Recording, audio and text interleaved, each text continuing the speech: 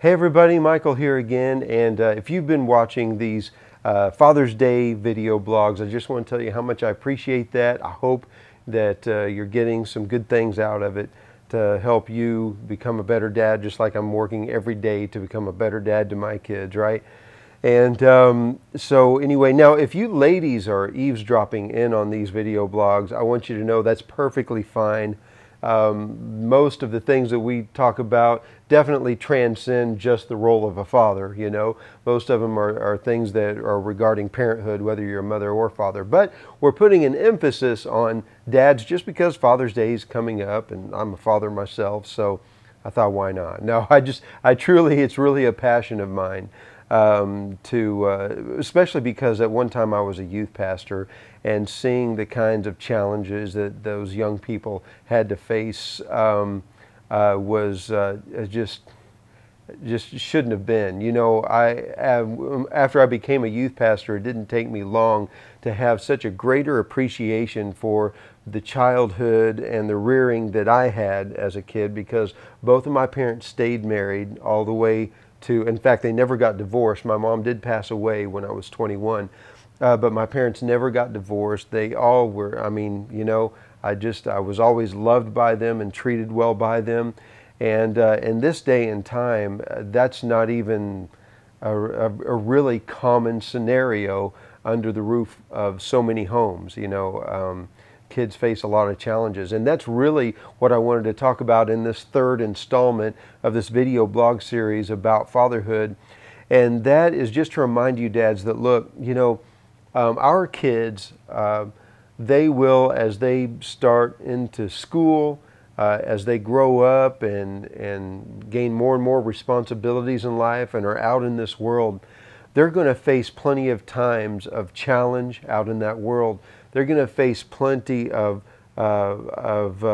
experiences with being judged, being ridiculed, you know, being hurt by people, being let down by people, being torn down by people, you know.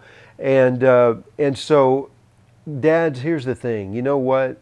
They're going to face enough of that out in the world. They don't need to face that under the roof of their own house.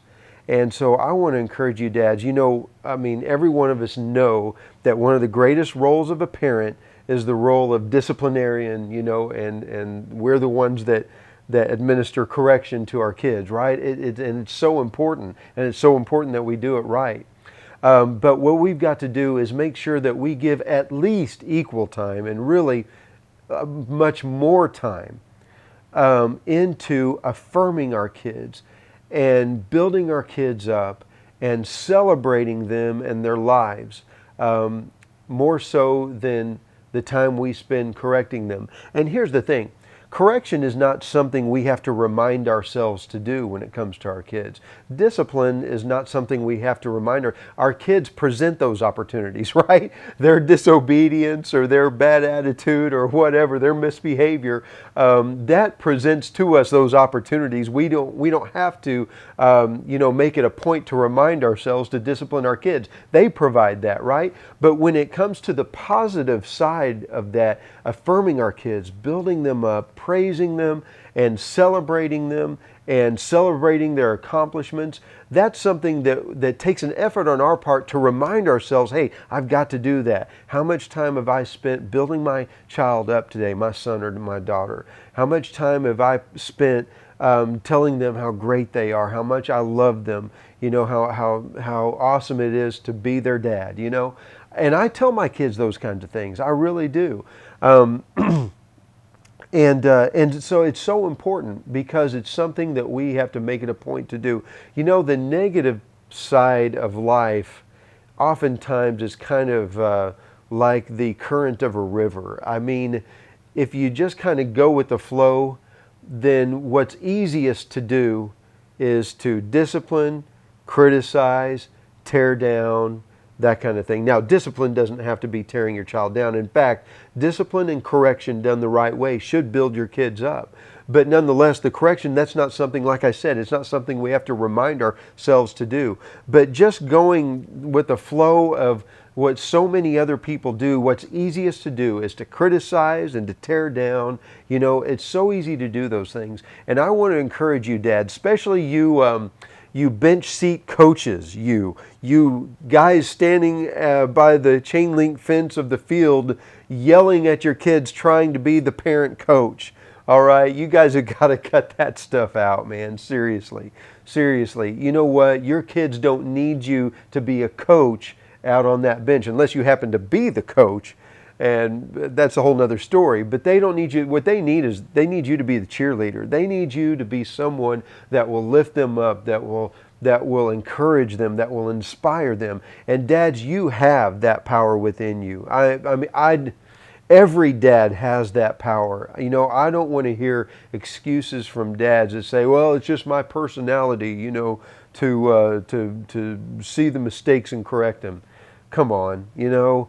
No, what your personality is your personality is you're a dad, and it's your responsibility to make your kids know that you are loved and treasured, that you love and treasure them, and that they are loved and treasured by you above anyone else. And if you will do that, what you will be doing is you will be instilling into your children confidence and the faith and the courage to map out a journey of success in their life. You know, guys, when a kid has had a parent, and trust me, as a youth pastor, I saw both sides of this fence, you know, and not to mention in my own life and in the life of my own children, when your kids enter into their adult life, let me say it like this. The things that you did to build them up and to esteem them and to value them and to make them know that they are loved and that they are special and that they are awesome, those things are like wind in the sails of their ship as they journey through this life, and it will help navigate them to success and greatness. Everything that God has created them to be. Greatness doesn't have to be, you know, being a world leader. Greatness can be just being, you know, the best nurse out there, you know, the best business owner out there, the best at what they do, you know, the best at what they were created to do. And so, dads, I just want to encourage you with that, man. Even if you didn't have it, and that's the biggest challenge, is if you're a dad and you're sitting there and saying, you know, I never got that. My dad always criticized me. My dad always tore me down. He was always telling me what I was doing wrong.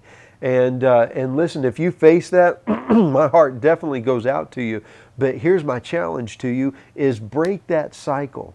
Don't let that continue from you to your children, okay?